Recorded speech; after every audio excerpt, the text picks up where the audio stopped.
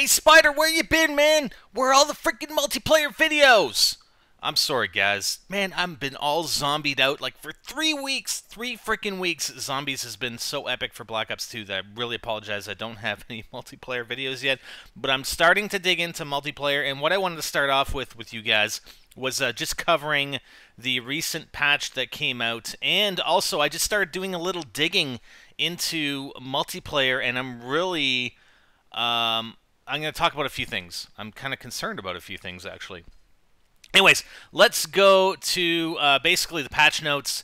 There was a community update posted by Treyarch admin. Put the link in the description for you guys. And I can't believe they actually posted a PS3 patch before the Xbox patch. But December 6, 2012, game update 1.04 notes. I'm just going to cover a few things that stood out for me, as well as the gameplay balancing. So they added a hardcore kill confirmed playlist to the hardcore category, and it looked like there were only 3 hardcore game modes: team deathmatch, search and destroy, capture the flag, and they've actually added now kill confirmed. So there were actually 4 game modes under hardcore. I think you had at least six or even more in Modern Warfare 3.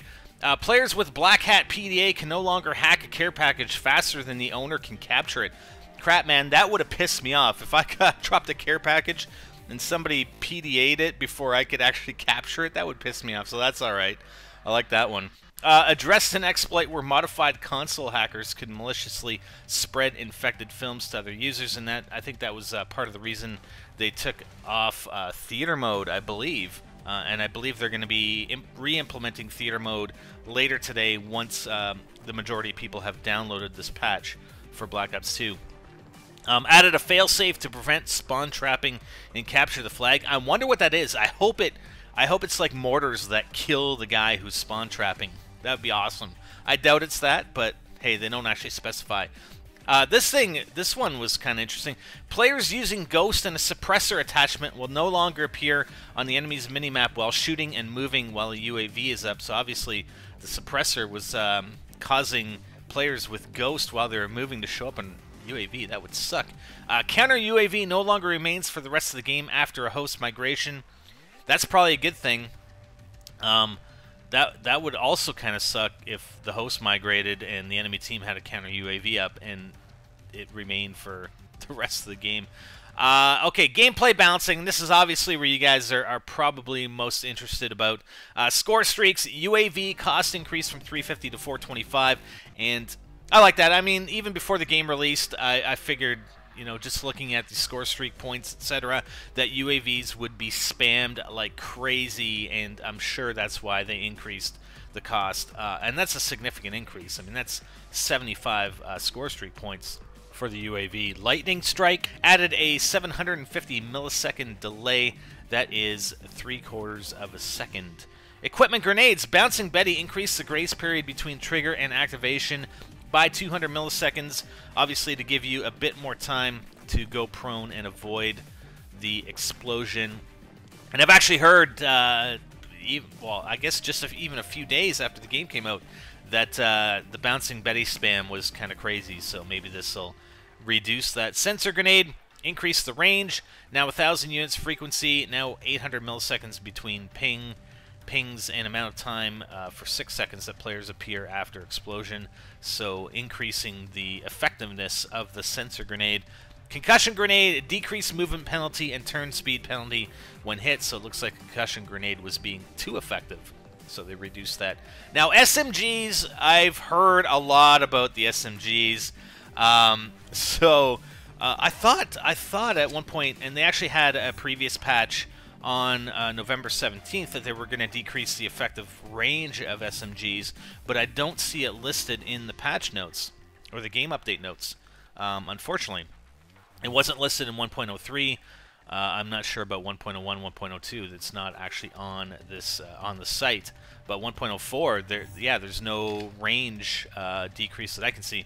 But anyways, so SMGs, for every single SMG, they increased the hipfire recoil, increased the max hipfire spread from 4.75 to 5, and reduced bullet penetration. And one of the comments that kind of makes me laugh because they talk about where I'm trying to look at David Vonhar's tweets, where how gameplay balance decisions are made. Math plus feedback equals tuning, but mostly math. But I'm sure a lot of feedback, and I'm sure a lot of it comes from a lot of the bigger YouTubers as well, as we've seen in previous CODs. Possibly, I don't know. The loudest whines tend to get the most attention. But I know that people were complaining, specifically SMGs, about the MSMC and the PDW-57, and I wonder how many people have been using those SMGs specifically and all the time, and you know, producing videos. It's the best class setup, best SMG ever. Well, maybe it won't be anymore, because for specifically just for those two SMGs, the recoil has been increased. So we'll have to see. And again, I'll be honest with you guys. I'm actually glad that I'm coming into multiplayer, and hopefully I'm going to get some games in this weekend. But I'm glad I'm coming into multiplayer fresh, and the game having been out for a few weeks, and this patch having been applied before I'm actually playing, because I think I'll have a good fresh perspective on it for you guys, and hopefully the content will be pretty good. And I know I'm still gonna keep up with zombies for sure. But anyways, let's get back to the gameplay balancing. Assault rifles, for every single one of them, reduce the idle sway for more reliable long-range aiming. And I've also heard again that the SMGs were actually beating up the assault rifles at range. So, you know, they're trying to address that, it looks like. The XM8 reduced lethal range of 3-hit kills from 250 to 50 inches. Okay. So perhaps the XM8 was being a little overpowered. Increase the recoil on the select fire for the XM8, as well as the FAL and the SWAT 5.56. The MTAR made auto aim values consistent with all other assault rifles. So I wonder if the MTAR was on the overpowered side or the underpowered side with respect to aim values, but I guess it's consistent now with all the other rifles. Sniper rifles, for all of them, increase the hip fire spread. Wonder if hip firing, sniper hip fires have increased in Black Ops 2. All plus the laser sight increased the hip fire spread with the laser sight, and the XPR 50 increased the recoil slightly. So my guess is that everybody was running around with an XPR 50 with a laser sight, hip firing like crazy and getting crazy kills. But that's just my assumption based on this data. Shotguns, R870 reduced one-hit kill range by 45 inches. It's really not a lot, I guess. Well, I don't know. It's less than 4 feet. Yeah, I guess that's a significant distance. Pistols, B23R reduced headshot multiplier from 1.4 to 1. Cap 40 reduced headshot multiplier from 1.4 to 1. Now, I'm not sure why you would reduce your headshot multiplier. So basically, a headshot is no better than a body shot now with these two pistols. But I think the reason being is, aren't these pistols both auto or at least burst fire? Perhaps that's the reason why. Alright, so that's it for the game update notes. There's a couple things I just want to talk about in just looking at some of the multiplayer stuff, and some of the things that concern me that I mentioned earlier in the video. Number one is just looking at the number of players in the Search and Destroy playlist, and I tweeted out some questions to my followers on Twitter about why there are so few people playing Search as a percentage of all people in the playlist, in the core playlist.